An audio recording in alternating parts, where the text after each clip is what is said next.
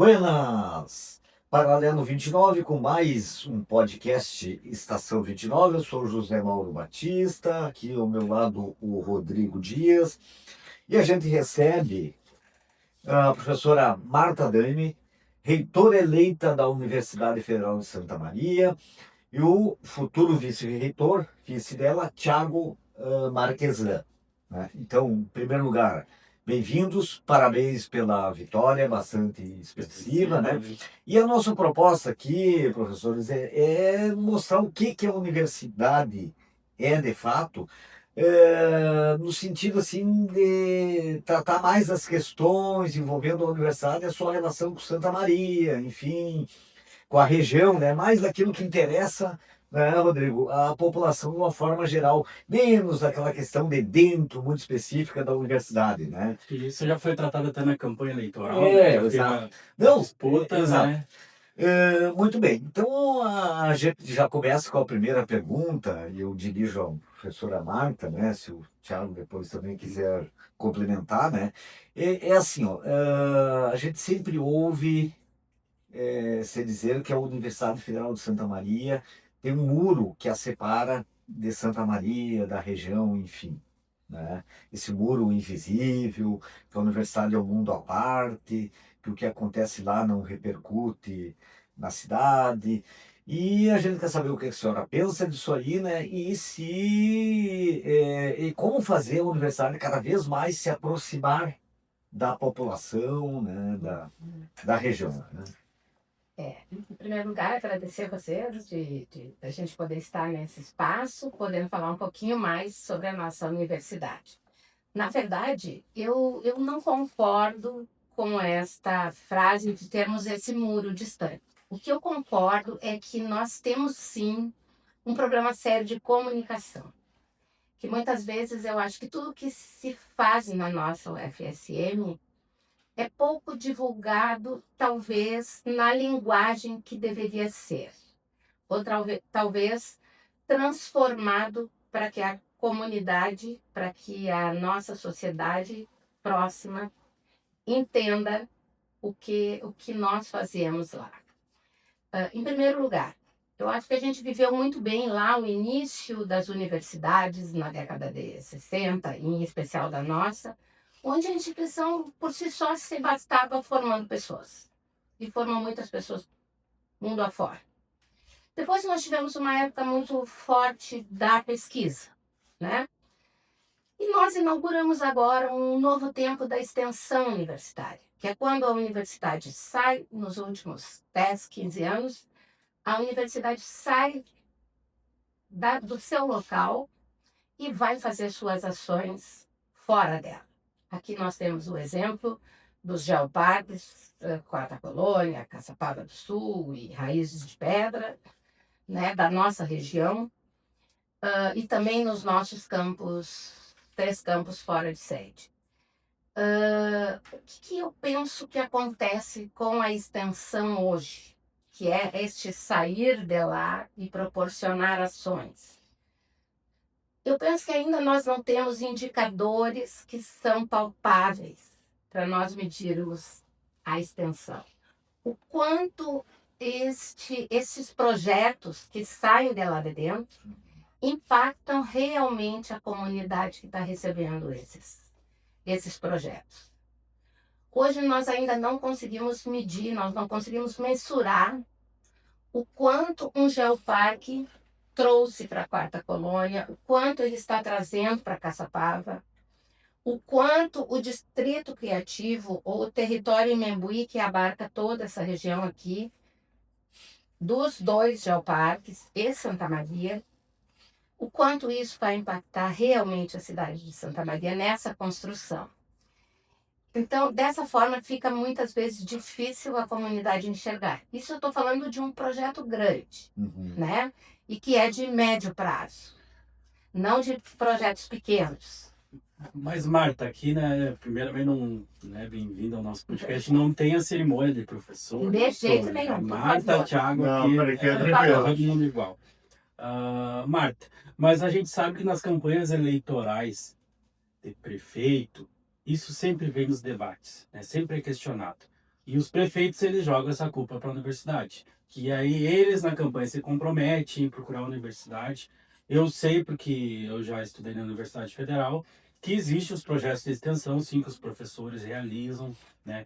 Mas já que eles jogam essa bola para a universidade, não teria como, através da reitoria ou algum outro departamento, estabelecer convênios com esses municípios? E eu digo no sentido, por exemplo, assim, nas áreas de ponta mesmo, que é onde a população precisa de atendimento. Saúde, educação, e aí por aí vai indo. Perfeito. Em todas essas áreas nós temos convênio. Mas vamos para um exemplo bem prático. Passamos pelas enchentes no ano passado. Nós vimos tudo isso acontecer. O primeiro local sentido da enchente foi o FSM. Antes de acontecer no restante do estado, onde começou a enchente, o FSM foi o primeiro local que inundou. Imediatamente o FSM se reuniu e propôs 12 projetos, muito mais, mas 12 projetos prontos que não precisavam ter teste nenhum. Construção de pontes do Centro de Tecnologia, pontes que poderiam ser construídas sem necessidade de testar, já estavam testadas.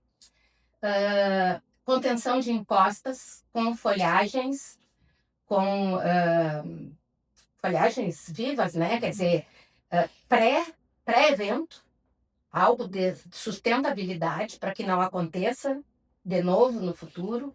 Nós selecionamos 12 grandes projetos já testados para o governo estadual e para o governo federal. Essa ponte da 287 está ali, Inclusive, Está pronto o projeto? Pronto, abrangendo a quarta colônia. Entregamos para todos os políticos, prefeitos da região e do estado. É uma novidade, né, Zé Mauro? Isso nós já falamos nos meios de imprensa. Nós temos esse conjunto de projetos.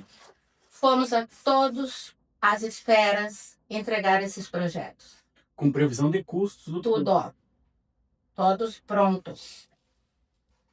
Entregamos naquele grande projeto de reconstrução do Rio Grande do Sul, onde chega-se para acionar as prefeituras, e as prefeituras, a única coisa que precisam dizer: esta é uma prioridade para nós. Nós não tivemos esse aval.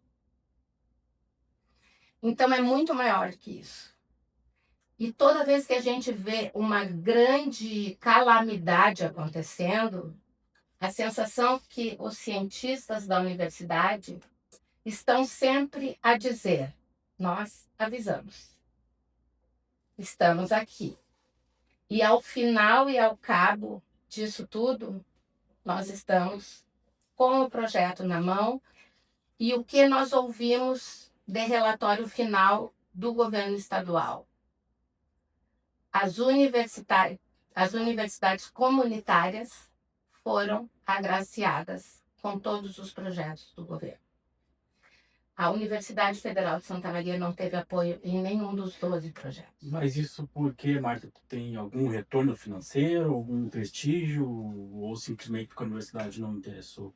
Qual a opinião sobre isso? Não, nós oferecemos 12 Sim, projetos. mas eu digo, as outras foram... O governo federal, o governo estadual que deveria dar o recurso não se interessou. Não se interessou pelos 12 projetos. Se interessou por projetos de universidades comunitárias, e entendeu sim que a grande crise do momento era a grande região de Porto Alegre, Lajeado. Não entendeu que o centro do estado havia sido atingido, não colocou prioridade, embora nós tivemos aqui políticos dessa região que nós acionamos, inclusive secretário que ficou na secretaria da época de reconstrução, acionamos o que podemos dessa região. Essa região não teve prioridade para o governo estadual naquela época. Esses 12 projetos se referiam a obras... Todas para a região. Na verdade, são grandes projetos estruturantes para o Estado. Uhum. Então, por exemplo, Vou dar um exemplo bem simples, mais ou menos, que a professora Mara está falando. Hoje nós temos um estudo pluviométrico de região. A pluviometria aqui em Santa Maria é diferente quando chove. Tá? Quando chove é diferente aqui em Santa Maria do que é em Porto Alegre. Por quê? Quando chove em Santa Maria e região, nessa região que nós estamos aqui, o que acontece? O nível dos rios sobe muito rapidamente, atinge cotas elevadíssimas, numa dinâmica muito rápida e depois baixa muito rápido também. Já a região de Porto Alegre tem outra dinâmica. Porto Alegre sabe que vai ser inundada 3, 4 dias antes. Porque já tem as previsões da bacia do Guaíba, a bacia do Guaíba aumenta, né, cresce, e tu já sabe quando ele extrapola a cota de inundação da cidade de Porto Alegre e tudo isso. Então, a dinâmica aqui, a hidrodinâmica que nós chamamos, que é a dinâmica de crescimento dos rios na nossa região, a cada 100, 150 milímetros, é muito diferente, por exemplo, de chover 100, 150 milímetros na cidade de Porto Alegre. É outra dinâmica. Nós hoje temos condições de fazer todos os estudos locais aqui. A universidade tem os estudos aqui. Precisaria de mais aporte de recursos financeiros que a gente possa fazer, por exemplo, uma medição do tamanho dos rios, da altura de água dos rios, falando uma linguagem mais, né? Da altura de água dos rios em tempo real. Então, esses resultados precisavam ser colocados para a gente trabalhar na previsão. Grandes países, por exemplo, que têm previsão de maremoto, terremoto e tudo, eles têm instrumentação para isso. Nós hoje não temos instrumentação no Rio Grande do Sul implantada para isso. Deixa eu ver se eu entendi bem, porque me surgiu uma outra curiosidade além desse projeto de reconstrução, que é um assunto pontual que a gente vem tratando aqui no paralelo, inclusive. Né? Por exemplo, os estudantes estão à disposição e os cientistas também, os professores também estão à disposição da cidade e de toda a comunidade. Isso. E aí agora em Santa Maria, a gente teve recentemente, a Câmara vai gastar praticamente em 2 anos, poder gastar quase 600 mil com 2 profissionais, um da engenharia e outro da arquitetura, para revisar um projeto do prédio que está lá há 12 anos parado. A universidade poderia ceder algum profissional para isso ou não? Na verdade, hoje nós temos um escritório modelo de engenharia, inclusive temos algumas parcerias com a prefeitura municipal, né? A escada de incêndio, por exemplo, do prédio principal ali foi projeto feito em parceria com a Universidade Federal de Santa Maria. Qual o prédio? Do prédio principal da prefeitura. Ah, tá. Tá, isso, da prefeitura. Então, e hoje nós já fizemos, inclusive, execução de projetos de ponte para algumas localidades e prefeituras que entram em contato. Então, a universidade, sim, a universidade tem como contribuir com isso, tá? É claro que essa contribuição da universidade, ela tem o que a gente chama de transferência de recursos internas. Por quê? Porque à medida que eu vou colocar estudantes para fazer um determinado projeto, esse estudante vai ganhar uma bolsa para fazer esse projeto também, porque senão ele vai se dedicar para um projeto que tem bolsa e não vai se dedicar para esse projeto. Né? Não vai custar esse valor em 2 anos. Mas claro que não vai custar esse valor. Mas claro que não vai custar esse valor. Né? Então, a gente tem parcerias, inclusive feito parcerias público-público. Por quê? Porque nós hoje temos expertise em projetos públicos. A universidade tem essa expertise. Dentro do Centro de Tecnologia mesmo, nós temos o que chamamos de escritório modelo de engenharia. E escritório modelo de engenharia, nós temos professores lá, né? Que fazem esses projetos junto com estudantes. E aí a gente fica com esses projetos como projeto de ensino e aplicação. Esse é um ponto. Mas eu queria voltar só um pouquinho numa resposta, porque a gente foi para um lado das enchentes, mas eu queria voltar do muro. Porque o muro é algo que me incomoda. Ele me incomoda porque... eu não sei por que ele me incomoda. Porque hoje, o parque da cidade de Santa Maria, aos sábados e domingos, é o campus da Universidade Federal de Santa Maria. Né? É lá. Lá a gente era atividades com o Viva o Campus, lá a gente era isso tudo. Hoje, a Universidade Federal de Santa Maria, ela tem cerca de 50 empresas incubadas dentro da Universidade Federal de Santa Maria. Então, tem incubação da empresa. E, atualmente, no Parque Tecnológico, dentro da universidade, nós temos 15 empresas associadas no parque. Então, hoje, a Universidade Federal de Santa Maria também é a geração de emprego e renda para as empresas que lá estão. Dentro do Distrito Criativo Centro Gare, está hoje o prédio da antiga reitoria da Universidade Federal de Santa Maria. Nesse prédio, nós temos ações sociais e vários projetos sociais da universidade, localizados no centro da cidade de Santa Maria, onde nós temos a comunidade participando desses projetos sociais. Lá tem vários projetos, Tecendo Saberes, e outros projetos que nós temos lá, inclusive de cursinhos pré-vestibular, para quem não pode pagar cursinho para entrar na universidade, né? E aí eu poderia citar aqui o Praxis Alternativa, como 2 cursinhos. Então, a universidade, ela tem hoje, eu diria assim, que desse muro talvez sobrem alguns tijolinhos. E aí nos falta essa questão que a professora Marta coloca, que é comunicação. Como nós comunicamos, né? E por outro lado, o que nos falta muitas vezes é que a busca, me parece, e aí a gente tem que entender um pouquinho a dinâmica de governo, a busca pelas soluções muitas vezes, elas não vêm para a universidade. A universidade não é vista como busca de soluções. Perfeito. Eu até quero, né, Esse é o aproveitar aqui, né, os prefeitos da região, câmaras de vereadores aí, ó, né, Rodrigo? Porque é um absurdo, né? A gente vê às vezes gastos desnecessário, né? E eu cito aqui, né, com todo o respeito que posso ter, é a questão do Memorial da Kiss. Nós tendo quadros técnicos aqui, né? Foi feito um concurso, com todo o respeito, né? Mas poderia ter sido feito com, né, sem um projeto local mesmo, né? Mas, enfim, eu quero avançar, né? Tá, mas eu só para então fechar Claro, esse claro, quadro aqui, claro. Demora, eu acho que como estão aqui, né, os dois reitores, né, a reitor e o A reitora e o vice. Não, a reitora é...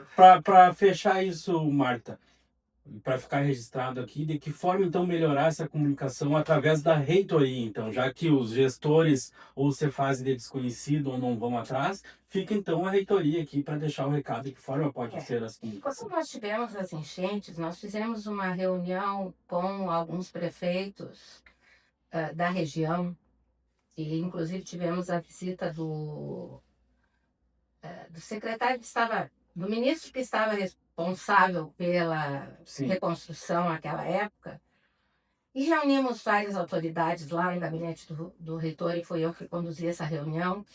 E o que eu pedia naquele momento era a atenção de todos para isso. A universidade estava, naquele momento, reunindo todos os projetos possíveis para colocar à disposição da comunidade da região centro. Que a gente sabia que estava tendo um foco muito grande para Porto Alegre e região da Lajeado. Mas que se nós não nos mobilizássemos, nós não íamos conseguir resolver o nosso problema central. E o problema começava pelo nosso aeroporto.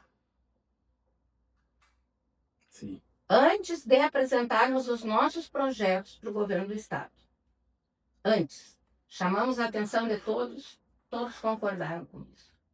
Hoje, então, um simples memorando mandando para a reitoria já abre um portal para um diálogo, então. O diálogo sempre existiu. Não, mas eu digo, Nelson, para oficializar o... O que nós precisamos é uma ação, neste momento, quando abrem essas possibilidades de recursos do governo para atender a nossa região central, é que os prefeitos acreditem na universidade como solução para esses problemas. Soluções que não precisam ser testadas, que já foram testadas.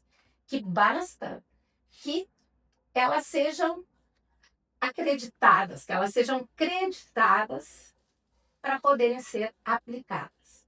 É isso.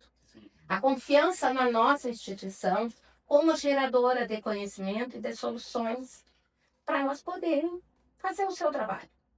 Nós não estaríamos nessa situação esse ano se nós tivéssemos pelo menos 2 ou 3 desses 12 projetos efetivados. A ponte mesmo, nós não estaríamos nessa situação. Porque o que acontece hoje é que, em termos de prefeitura, e a gente entende isso, se tu pegar em termos de prefeitura, a engenharia maioria das prefeituras hoje, ela não tem condições de fazer um projeto de ponte, por exemplo. Sim.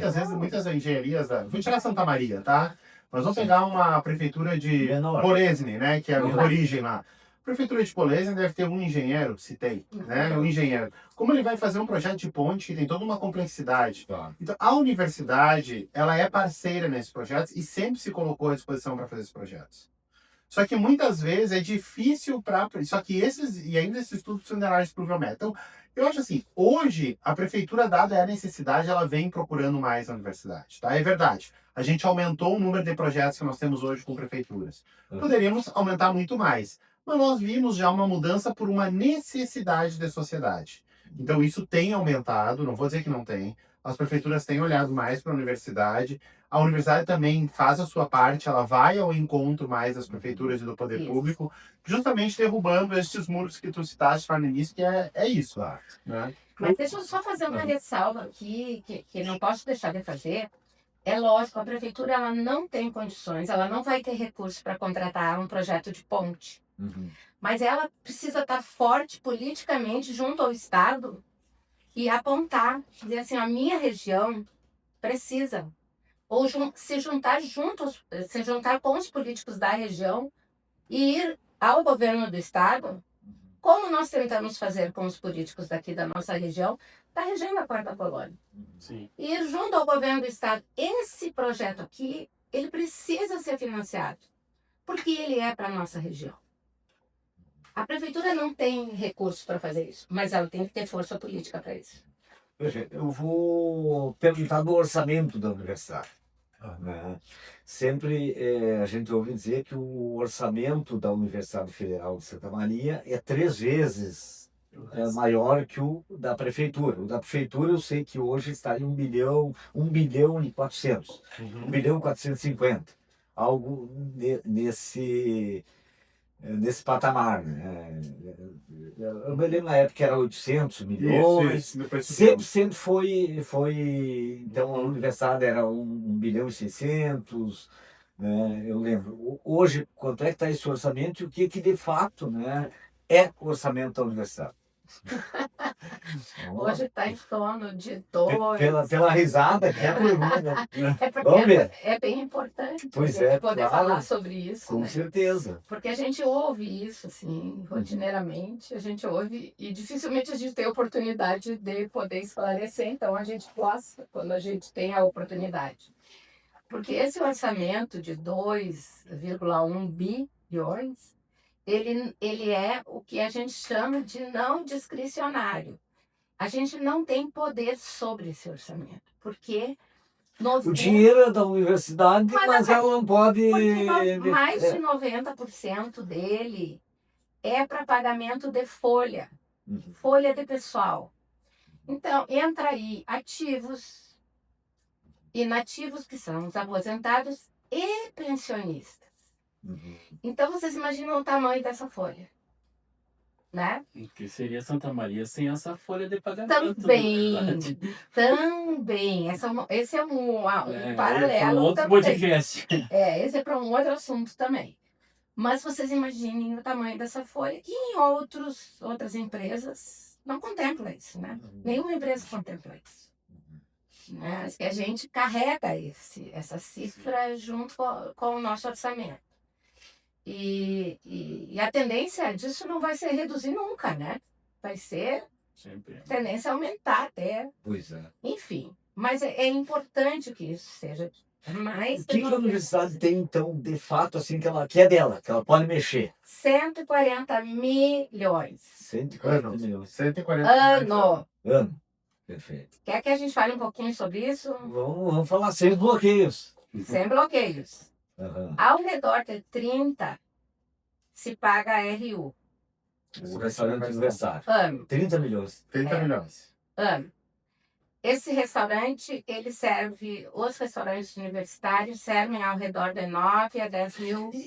Estão os 4 campi ali que é Santa Maria, Cachoeira do Sul, Frederico, Palmeira.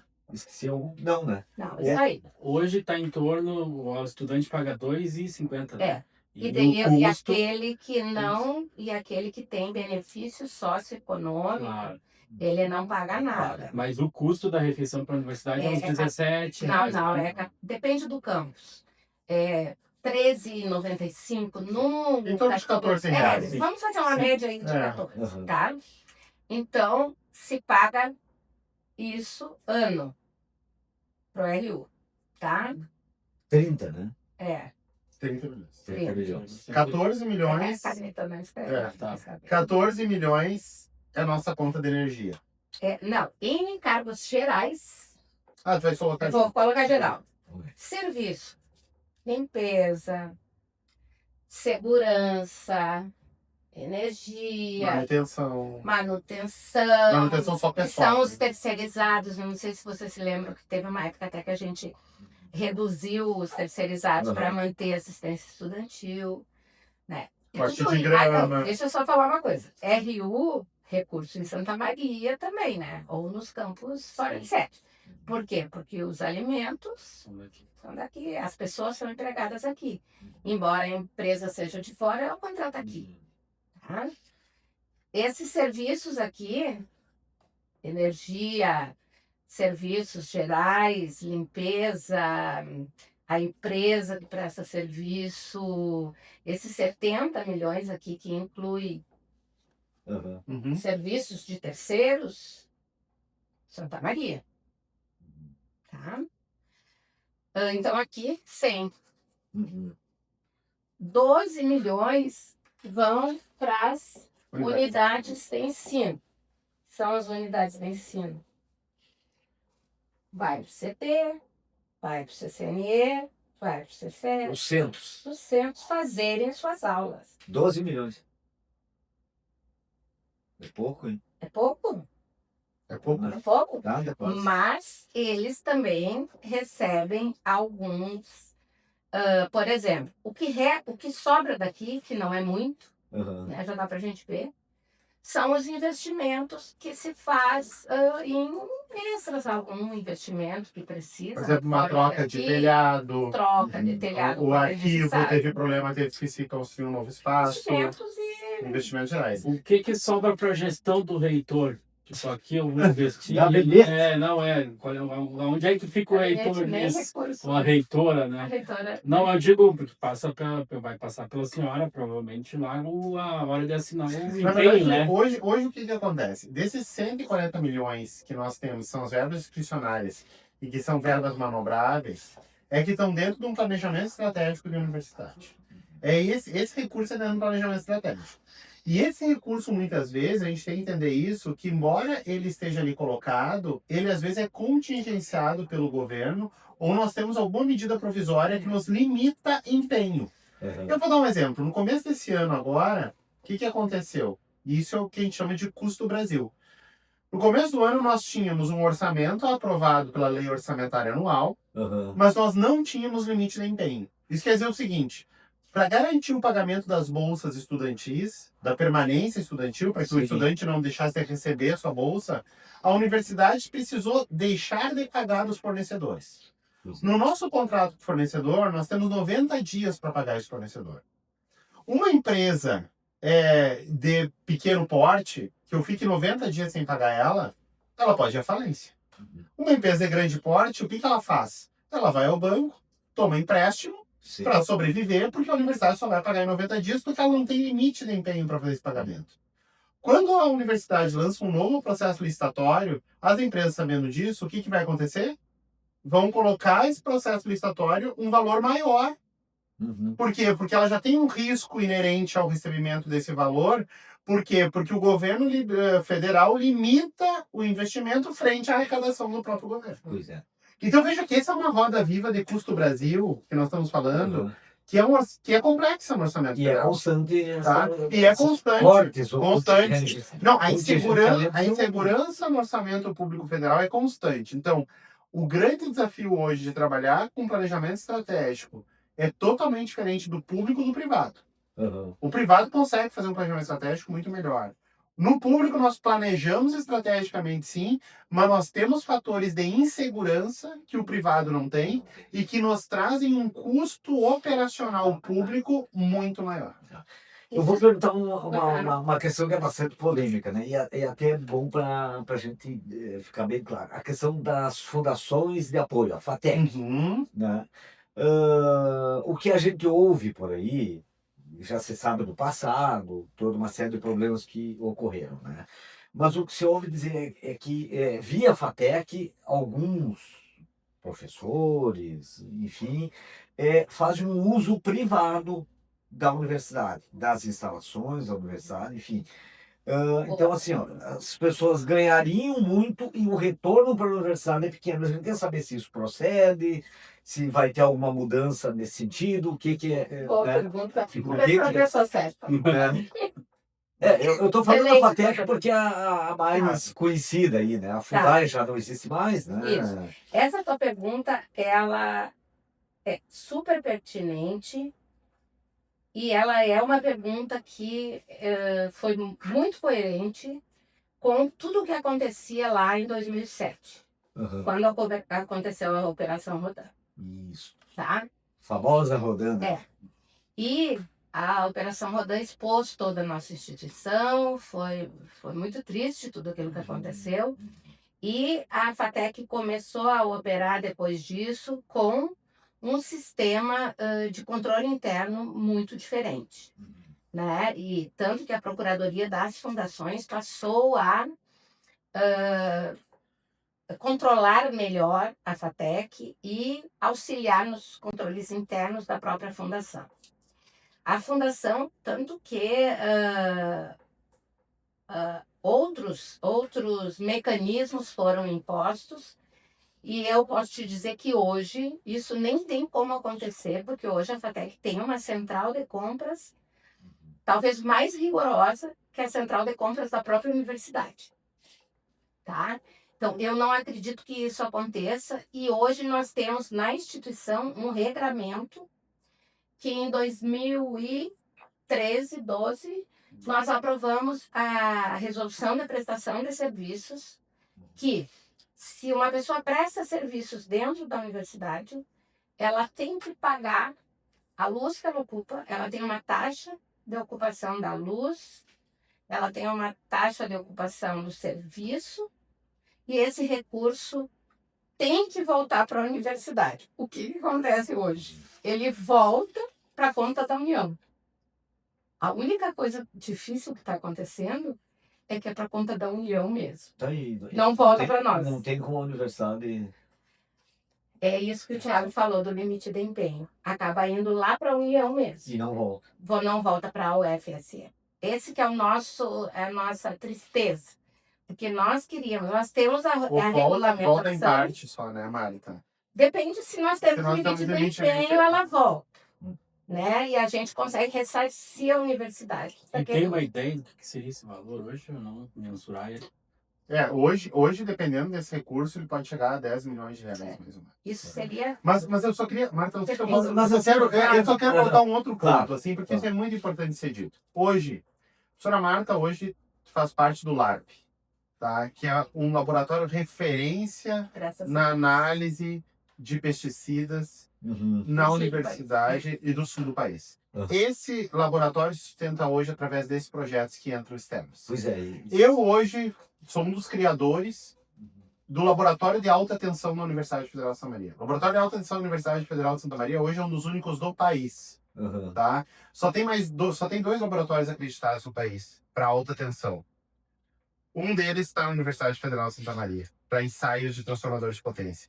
E esse laboratório se mantém com recursos privados da seguinte forma: prestando serviços que outras empresas não prestariam, então não é concorrência desleal. Uhum. Com isso, a gente compra equipamentos para o laboratório que são usados no ensino e na pesquisa. Nós temos hoje um laboratório de bioinsumos dentro da universidade, que é referência no país também, e que se sustenta a partir do quê? Fazer pesquisa para fora, e através do resultado financeiro dessas pesquisas, a gente conseguir ter laboratórios de ponta, o que os nossos alunos de graduação usam, os nossos alunos de pós-graduação O usam. que entra para Eu poderia vir aqui imenso. A gente tem uma área hoje, Sim. no Colégio Politécnico, de agricultura de precisão, que é referência, né, que é o Farm 360. Saiu, inclusive, no Globo Rural, uma reportagem imensa sobre esse projeto da universidade, É lindo. que é parceria público-privada também. Então, Uhum. a Universidade Federal de Santa Maria hoje tem parcerias público-privada, que é o quê? É a ciência da universidade desenvolvendo o país. Uhum. É isso. Realimentando a universidade Uhum. no ensino e na pesquisa. Aquilo que a gente não consegue comprar com os recursos orçamentários, A empresa vai lá. a empresa vai lá e põe, e nós ensinamos nossos alunos com equipamentos de ponta. Que é o que acontece no meu laboratório, no laboratório do Thiago. Tem de energia solar também lá. Sim. Temos energia Que solar não também. teriam condições de aprender esses equipamentos se nós dependêssemos do orçamento Só do do orçamento governo. público. E como a gente consegue fazer isso? Através dessa regulamentação que a gente criou, que a gente precisa ter o retorno institucional. Nós não podemos ter um laboratório que faça competição com aquele laboratório ali de fora, que não está pagando imposto. Ao contrário disso, nós o nosso imposto é a devolução para a universidade. E De alguma forma. hoje é só a FATEC que está atuando. Não, temos Não, 5, né, 5 Thiago? fundações. Sim, mas eu digo a mais conhecida é a FATEC. Não, nós hoje vou dizer que até, porque a FATEC tem recuperação judicial, né? Então hoje nós temos projetos com a FDMS, Aham. com a FAURGS, que é da URGS, com várias outras fundações. Fundep, de Minas Fundep, Gerais. de Minas Gerais. Então a gente tem hoje Onde várias faz fundações tempo independentes. aqui. Dentro da universidade É a só a FATEC. FATEC, mas a A gente FATEC- pode operar A com FATEC é Só- a FAURGS, porque a FAURGS Claro, hoje ela está é. com o escritório dentro da Tá, universidade certo. também. Mas por que é melhor nós operarmos com a FATEC? Por quê? Porque Ué. todo o imposto fica em Santa Maria. Ah, bom. Se a gente opera lá com a Ah, sim, FUDEB, claro. a gente está dando dinheiro Tá. para Minas Gerais, Aham. porque eles fazem toda a operação por lá. E pode surgir uma outra fundação e Sim. participar Fora, também, né? a Pode. gente participa de qualquer uma fora Claro. daqui, mas a gente dá preferência para a FATEC. Mas eu só queria desmistificar essa questão dos recursos, porque isso é importante. Pois é. Para além dos recursos financeiros que entram na universidade a partir desses projetos, isso é a sociedade acreditando na ciência brasileira, né? Eu pergunto para vocês hoje qual é o veículo nacional, qual é o carro nacional hoje? Temos carro nacional. Nossos carros são todos importados. Nós montamos veículos aqui em algumas sim, montadoras. Mas montadoras estão fora daqui. Então, nós precisamos desenvolver tecnologia brasileira em vários pontos, né? Não só isso, no agronegócio precisamos desenvolver tecnologia brasileira em vários momentos. Então, é muito além do recurso financeiro que vem para a universidade. Esse recurso financeiro nada mais é do que a universidade recebendo recursos para desenvolver tecnologia brasileira. Vou dar um exemplo, a plataforma Delivery Munch. A Delivery Munch nasceu dentro da Universidade Federal de Sim. Santa Maria. Era incubada, né? Tá? Era incubada na Universidade Sim. Federal de Santa Maria, né? A BioAgreen, que hoje está saindo também, que é uma empresa de bioinsumos que tem crescido muitos vale nomes de- bilhões. No ar, Nasceu aqui. também, né? A CalMed, que está aqui na coisa Uhum. que faz monitoramento do gado leiteiro, nasceu dentro da Universidade Federal de Santa Maria através desses projetos, né? E poderia aqui citar várias outras Sim. empresas. A Sonnen, que na parte de solar, que é uma potência hoje no país, nasceu dentro da Universidade Federal de Santa Maria. Então, poderia citar várias outras, né? Fox IoT e outras que nasceram dentro da Universidade de Santa Maria e que hoje são empresas brasileiras Aham, que ganham nessa questão mais tecnologia e empresa, né? claro. Agora, nós poderíamos criar hoje o Covid, a vacina do Covid, né? O teste da vacina do Covid, tem participação na Universidade Federal de Santa Maria. Uhum. Quando a gente fazia a vacinação do Covid, nós não tínhamos software para fazer isso. A Universidade Federal de Santa Maria foi lá e desenvolveu o software para fazer isso, quer dizer, para fazer esse controle de quem tinha sido vacinado, quem não tinha e tudo isso. Os nossos alunos da saúde hoje estão dentro dos postos de saúde fazendo estágio. Se não fossem os nossos alunos da saúde, a gente teria vários postos com problema, inclusive de pessoal, né? Mas os nossos alunos da saúde estão dentro dos postos de saúde. As nossas equipes das ciências sociais e humanas estão dentro dos territórios, né? Estão dentro dos aldeias indígenas. O Estão hospital dentro de dos alta assentamentos. complexidade. O Hospital de Alta Complexidade, o USM, está dentro da Universidade Federal de Santa Maria, é o Hospital Regional de Alta Complexidade SUS que nós temos aqui na região central do estado. Então, quando a gente começa a olhar todos esses elementos de conexão da universidade, a gente vê que é grande, né? É grande. Esses dias, eu casualmente estava no jantar, né? E as pessoas estavam dizendo, mas a universidade contribui com o quê? E eu disse assim, tu tem um tempinho para te dizer?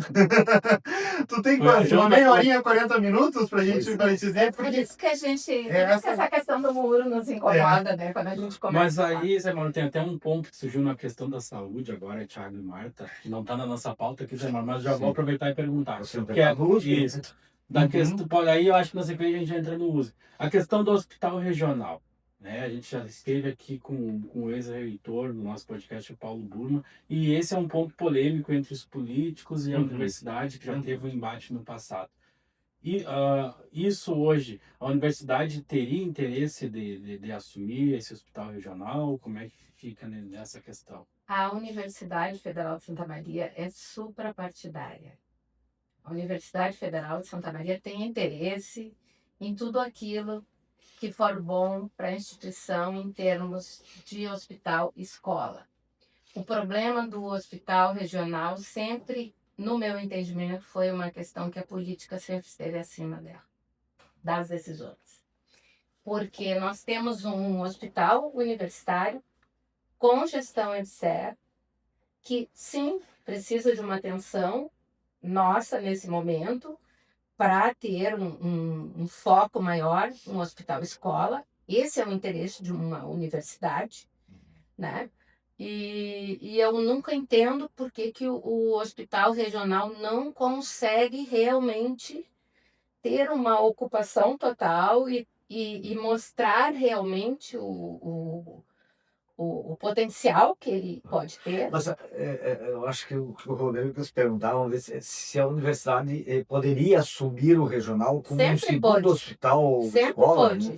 Porque E tinha aquela, ampliar também as especialidades. porque lá. tinha Sempre aquela, esteve à a disposição. universidade está aberta, a futura reitoria estará aberta para essa Sempre possibilidade. E Sempre. ela tem condições, né, Só- de dar essa resposta. Só deixando claro, né? Desde Claro. que tenhamos a mesma gestão, etc. Não como gestão da Sim, universidade. a gestão da EBSER. Isso. Sim. Mas lembrando que a universidade já está dentro do regional através dos campos de estágio que tem, Sim, através dos cursos sim. que lá estão e tudo mais. Agora, a gestão hospitalar. Gestão, né? Não, a gestão nós não temos Aí a condições de assumir. gestão não tem. seria EBSER. Nós, como universidade. Sim, não, a EBSER. Sim. Não, a Tá EBSER. falando. Claro, A EBSER porque o músico também é eu EBSER. acredito que é isso. Acho que a EBSER, inclusive, até onde Já eu sei, já sinalizou. sinalizou essa É. possibilidade no passado. Sim, já vai. Porque hoje o que acontece? O maior custo hoje de um hospital é os seus equipamentos e sua gestão. Sim. Né? O prédio em si, eu digo que é o de menor custo de um hospital. Né?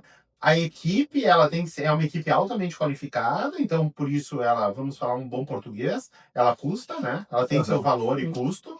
Ele roda 24 horas, ele tem equipamentos também que são caros, né, para colocar no hospital. Então, tudo isso tem que ter uma gestão profissionalizada e para que ela seja pública, para mim hoje é EBSER o melhor caminho. Eu vou fazer uma pergunta polêmica, já foi Aham. entrada Seguindo, nessa questão. seguindo o baile.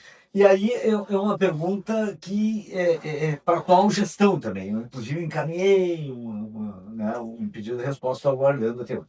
Assim, ó, a gente recebeu muitas reclamações de vítimas do acidente no ônibus, né, que não estariam sendo atendidas. As pessoas estavam bravas com o reitor Schuch, né, com o reitor Luciano Schuch. Tá? Então a gente quer saber o que se procedem essas reclamações das vítimas, familiares de quem morreu, né?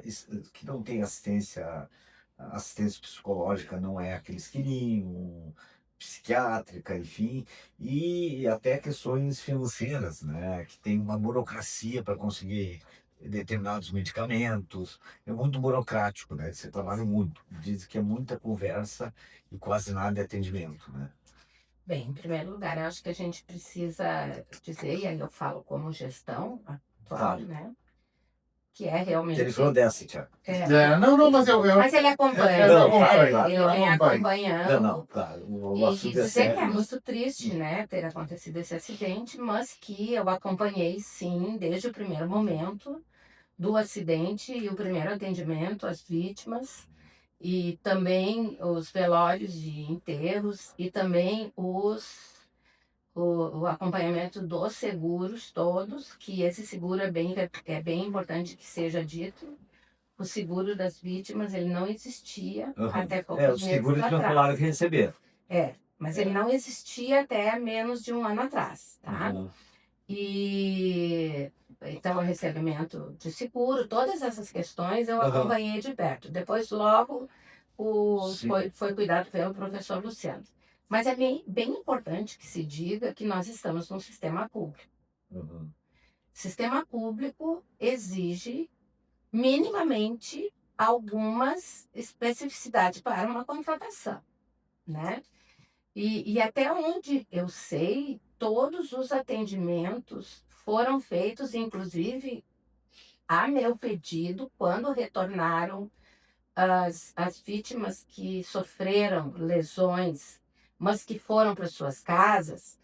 Na semana seguinte ao acidente, solicitação nossa para o USME que todos fossem chamados e reavaliados e que nós tivéssemos um relatório de acompanhamento dessas vítimas pelo próprio USME, com as fisioterapias, os atendimentos psicológicos, que todos são feitos pela universidade, que é um sistema público. Né?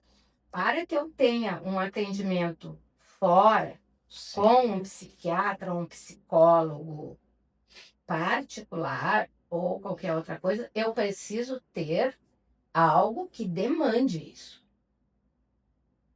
Né? Eu preciso que alguém demande isso, alguém que faça análise, um médico que faça análise do paciente e que diga assim, ó, este não pode ser atendido por esse sistema.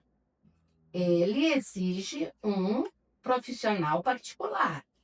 Aí eu posso entrar no sistema de contratação do serviço público para pagar isso. A universidade não tem um cofre na mesa do reitor para pagar esse Mas a tipo. pessoa pode escolher daí,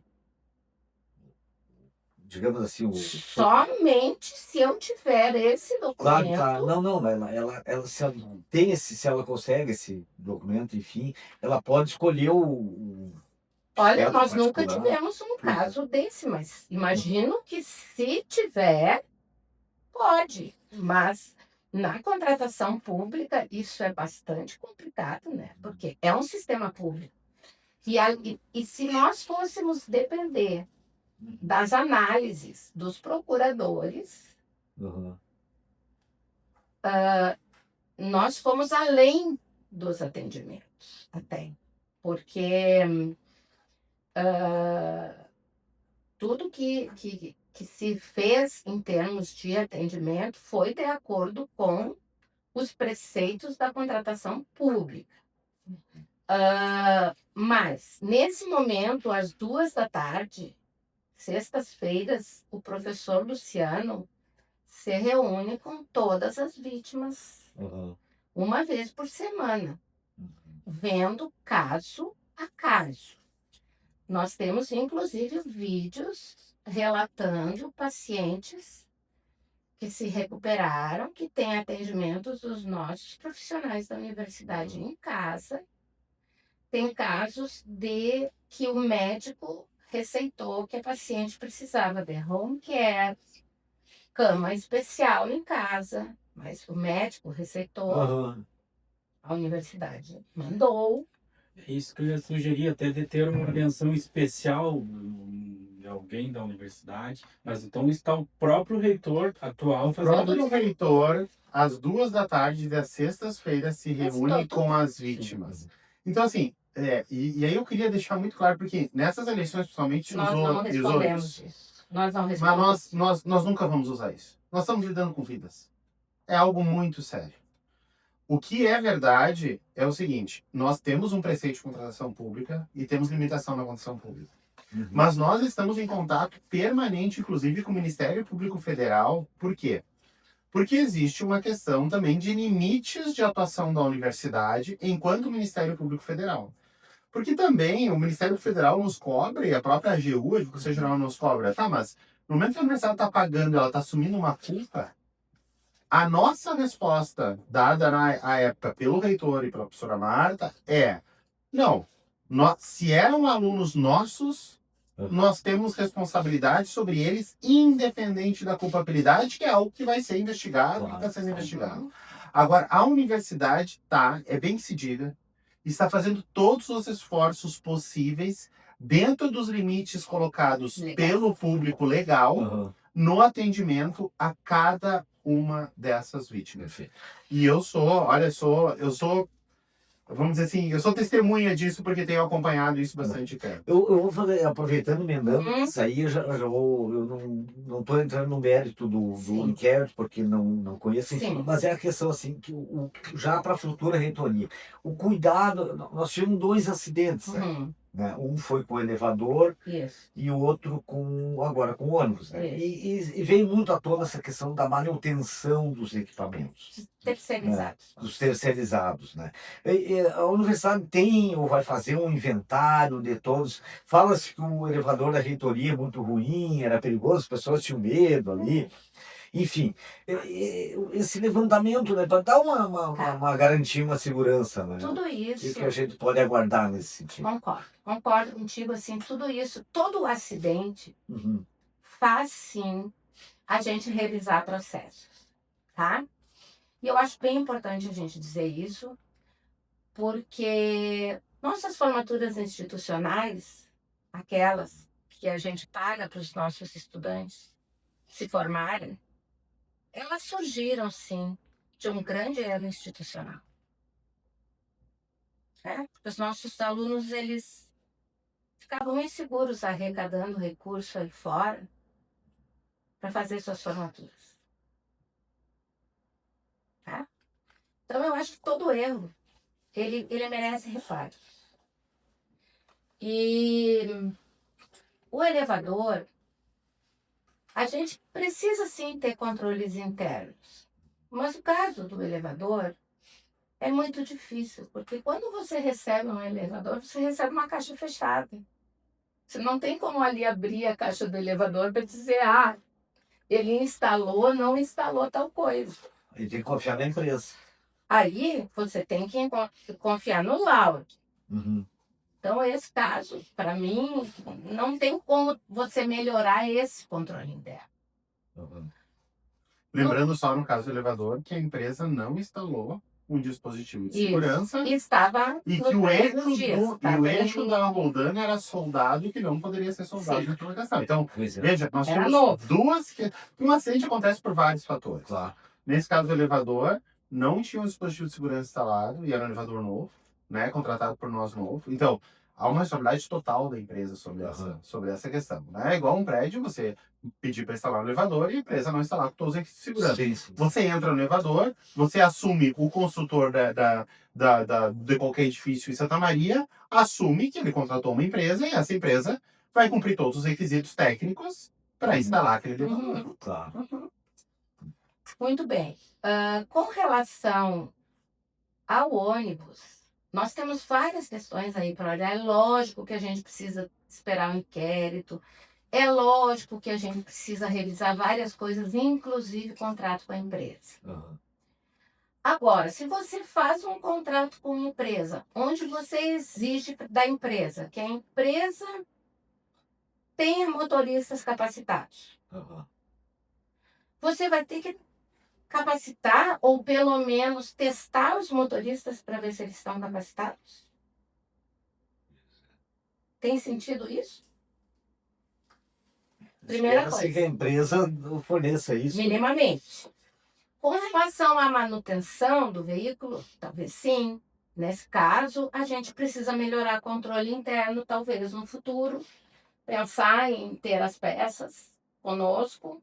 Não sei, precisamos revisar esse processo. Porque assim, a princípio nós temos todas as manutenções, enfim, tudo isso É, foi tudo apresentado isso. de casa à polícia e tudo. E nós estamos, inclusive, com uma sindicância interna na universidade, averiguando essa questão. A sindicância interna vai nos dizer, na universidade, onde nós precisamos melhorar o nosso processo.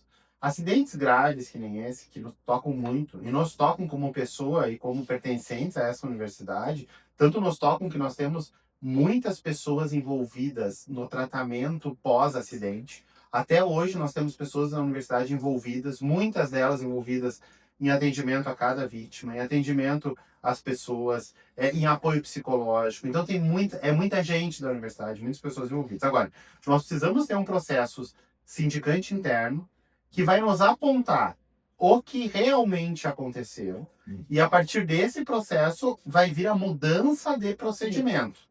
E essa mudança de procedimento é para que não aconteça nunca mais. Né? Então, esses são os nossos controles de procedimento. E como você falou em uma pessoa da universidade acompanhando, nós não temos uma pessoa só. Nós temos uma pessoa do gabinete, que é a nossa assessora de comunicação, que desde o dia do acidente não atende mais o gabinete. Está diretamente no Politécnico, em contato com a situação do acidente. O reitor que está uma vez por semana com as vítimas, em contato, em reunião, em contato com as vítimas. Então, assim, nós nunca falamos isso durante a campanha, porque a gente não queria mexer nesse assunto. Mas, e até porque a gente acha que é muita dor, é muito gatilho para mexer nisso. E a gente espera que os processos andem e que que tudo vá se esclarecer. Marta, a gente até está expandindo o nosso tempo do podcast, mas nesse sentido aí, com a próxima reitora, né? Primeira mulher geralmente é mais cuidadosa que o homem em diversos aspectos, né?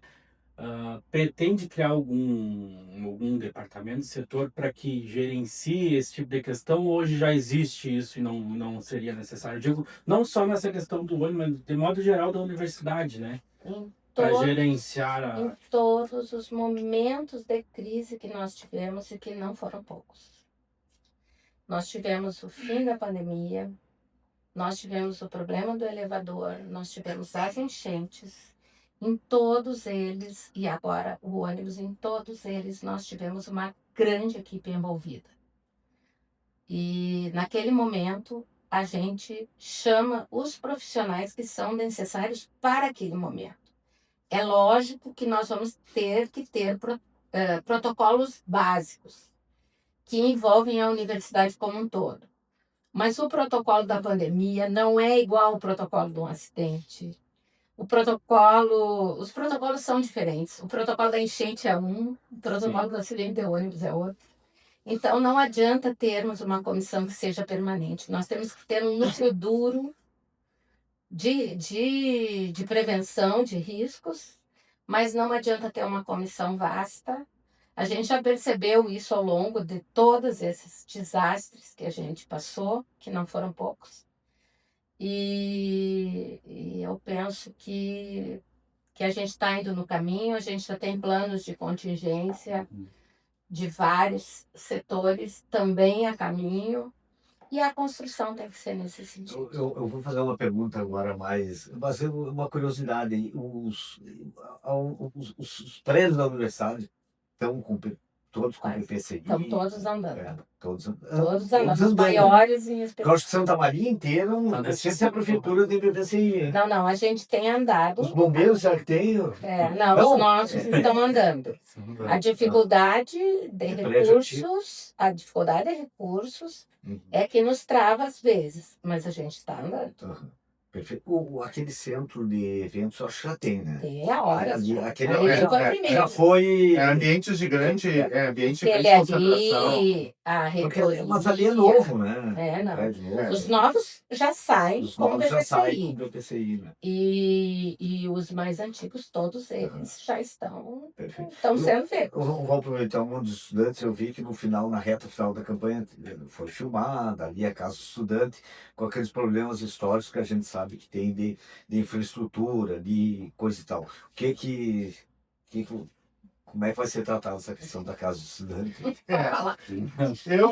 Assim, vamos por partes. Feio mesmo. Por partes. Não, mas é que assim, tem duas coisas, assim, por isso que eu digo que eu sempre sou cético nas redes sociais, né, em alguns momentos. Mas, assim, do ambiente da campanha é uma coisa. Do ambiente da campanha, só para deixar bem claro, foram filmados, inclusive, alguns ambientes que estavam interditados para melhorias. Tá? Então, assim, se abriu espaços que não estavam nem abertos, estavam fechados para reforma, e se abriu esses espaços e foi para redes sociais com esse espaço.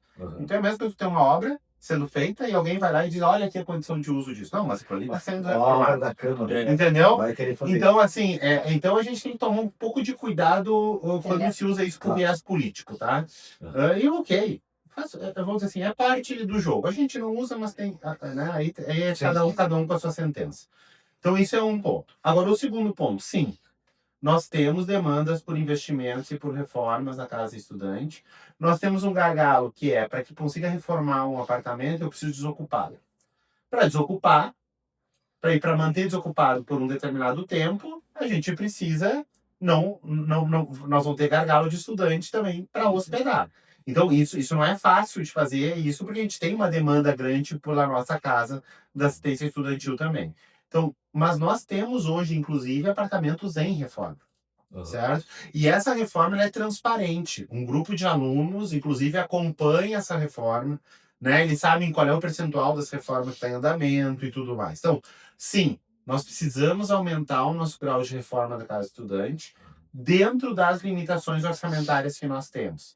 É lógico que nós gostaríamos hoje de pegar todos os prédios da Casa de Estudantes e assim, nós vamos reformá-los. Aham. Mas eu não consigo fazer isso primeiro, porque eu tenho estudantes lá, né? Sim. E segundo, por quê? Porque eu tenho limitação de recursos. Agora, é o nosso compromisso, Marta, Thiago, de sim investir na reforma da Casa de Estudante, mas dentro das limitações que nós temos de ocupação e recursos financeiros. E não filmar ambientes que estavam interditados e que pelo menos a gente foi lá e filmou por uma questão eleitoreira. Né? Então, a minha última pergunta, pelo menos, Rodrigo, eu quero saber, Marta, quando é que a posse em dezembro, né, pelo que a gente... Imaginamos início de janeiro. É por ali, É. essa nomeação, mas enfim, tem todo esse processo aí. Mas eu quero saber, assim, como primeira mulher reitora, se vai ter alguma mudança no sentido de ter mais mulheres na reitoria, nas pró-reitorias, né? E se vai ser criada alguma pró-reitoria, se vai ter mudança de nome de alguma, assim, que tem algum sentido de impacto, assim. Na verdade, assim, ó, como eu já sou parte da gestão desse projeto que a gente representa, desde 2014, a gente já vem fazendo uma diferença nessa questão de gênero. 2014, nós tínhamos 27% de mulheres na alta gestão. Mulheres com CD. 27%. 27%. Hoje nós... Não tem uma ideia de quantas mil pessoas lá? Quantas pessoas lá? Hoje nós temos 48%, só para tu ter uma ideia. Em alta gestão. Aham. Em alta gestão em cargo, que a professora Marta cargos de cargos de direção. Sim. Cargos de direção é alta gestão. Centros, coordenadorias, Alta gestão, claro. né? Cargos de direção. Então, na alta gestão, nós partimos de 27% para 48%. Então, acho que a gente já teve um avanço. A gente quer aumentar isso, não tenha dúvida. E a gente tem também uma política de gênero que a gente construiu a duras penas. Foi muito difícil construir essa política porque é um tema sensível e nós estamos numa comunidade que é difícil de quebrar paradigmas e culturas. E a implantação dessa política está muito difícil. Então, assim, ó, um compromisso muito forte com a implantação da política de gênero na universidade, como um todo, para estudantes, para docentes mulheres, para técnicas administrativas mulheres, para que realmente essa política de gênero ela aconteça de forma realmente... Mas no caso da reitora, é só nomear ali, né? Se ela quiser dar um canetaço ali, nomear com todo o certeza. gabinete. Poderia, claro, logicamente. Mas é nesse sentido. Exceto o vice, né? Porque O vice está eleito, né? Mas eu acho que a gente tem que pensar na capilarização dessas ações na universidade toda. Uma curiosidade, Marta, que o pessoal tem. No caso da Universidade Federal, é possível ter cargos de confiança ou a função gratificado? É só quem é da universidade pode... Só quem é da universidade. Isso às vezes as pessoas acham É que importante não, é só quem é da reitor pode trazer universidade. gente de fora. Não, eu nunca vi isso, claro, Não. porque é Não, FGV. até legalmente poderia, tá? Poderia. Legalmente mas nós não poderíamos se ter faz. em cargo de direção pessoas de fora, mas não se faz. Não se tá? faz, Não se faz porque é uma você tem que pagar o representatividade salário institucional. também, né? claro. Você tem que É. devolver o salário e Sim, isso sim. nos custos institucionais não cai. É, Mas você pode trazer aposentados da universidade. isso. Normalmente a gente tem, até porque a universidade tem formações em diferentes áreas, tem expertise em diferentes áreas, então normalmente nós seguimos esse padrão. O professor, reitor atual, Luciano Schuch, ele tem algum reservado, alguma missão na gestão de vocês? Ou o que será do futuro do O professor? professor Luciano, ele tem o que ele quiser, na verdade, né? Porque ele é um gestor parceiro, mas eu tenho certeza que o que ele quer agora é liberdade. Pra descansar. Ele quer voltar para as atividades dele, conhecendo ele quer, assim, voltar a fazer os projetos dele, mas certamente ele terá o lugar que ele quiser na gestão, porque ele é um parceiro. E agora veio, acho que o mais importante aí, né, o Silveira Padrão continua de pró-reitor ou não? Mas olha, o Silveira já era meu parceiro muito antes dele ser famoso. O Silveira, em 2019, O Silveira me acompanhou um dia inteiro de trabalho, quando ele nem era conhecido. Ele me acompanhou no departamento de Química e na pró-reitoria de graduação um dia inteiro. Eu trabalhando e ele deitado do meu lado. Ele não era famoso, não era conhecido. Aí eu fui atrás de saber quem era aquele cachorro. Porque ele era muito querido, ele simplesmente andou comigo, subiu escadas, ele foi comigo, acompanhou meu carro. Então o Silveira não tem. Se ele falasse, teria muita história para contar. Muito. Esse é o único que tá garantido, né? E assiste, inclusive, muitas aulas. Então vai estar. O Silveira não tem como. Mas então, Marta e Thiago, a gente Eu- agradece, né? Eu só teria mais uma, né, Ah, Marcos? teria mais uma? Só Já mais tô uma aí, já mandando pra embora, tá mandando Thiago, embora. verdade. Então, vamos lá. Primeiro ato, como né, no primeiro dia de gestão, já pensou? Tem alguma coisa nesse sentido? Meu primeiro ato é nomear o Thiago. Então, Meu principal compromisso. Né, Agora você vai Thiago? querer saber o segundo, Não, então. não, não. É o, né? A Tá pergunta certo. foi feita. O segundo ato Tá é... certo. Mas a gestão ela não se constrói no primeiro dia, né? É bem que se diga isso. Só Ela pra, já vem só pra sendo responder. construída. Ela vem na sendo verdade. construída, na verdade, a gente tem agora um período que a gente vai ter um período de transição, né? Quer queira, quer não queira, embora é um projeto, esse projeto tem mudanças, então há um projeto com um período de transição. Então eu sempre digo que o primeiro dia, na verdade, esse projeto já tem que estar em marcha, né? Uhum. É dessa forma que a gente faz uma gestão comprometida com a universidade, né? Então a gente já vem pensando isso há muito tempo.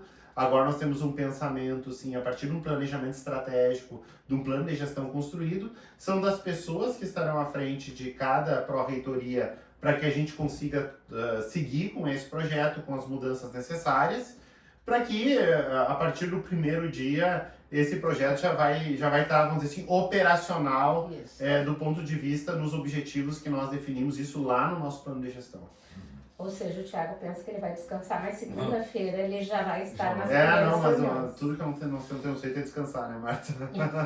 Tá certo. Então, mais uma vez, né, Marta e Thiago, a gente agradece aí, acho que foi um Obrigado. bom papo, Sim, acho que a gente esclareceu muita coisa sobre a universidade que, né, que mesmo a gente sendo da imprensa, às vezes não tem a clareza necessária, enfim, eu acho que foi bom para quem, né, Vai assistir aí. o cidadão comum, como a gente diz assim, que não está, né, No dia a dia da no dia a universidade. dia da universidade. Então é isso aí. A gente agradece a oportunidade e estaremos sempre à disposição, A né, gente professora está Marta? sempre à disposição, sempre aberto para conversar sobre aquilo que a gente mais gosta, na verdade. Que é a E o universidade. Paralelo sempre vai estar com as portas abertas aqui para vocês. E, Obrigado. não, Rodrigo, chama os nossos, né, nos Isso. nossos canais, o podcast vai estar à disposição no nosso site com matérias, né? No E Instagram, também no Spotify. no Instagram, no Spotify, no YouTube. Então Até até uma mais. próxima aí. Até mais.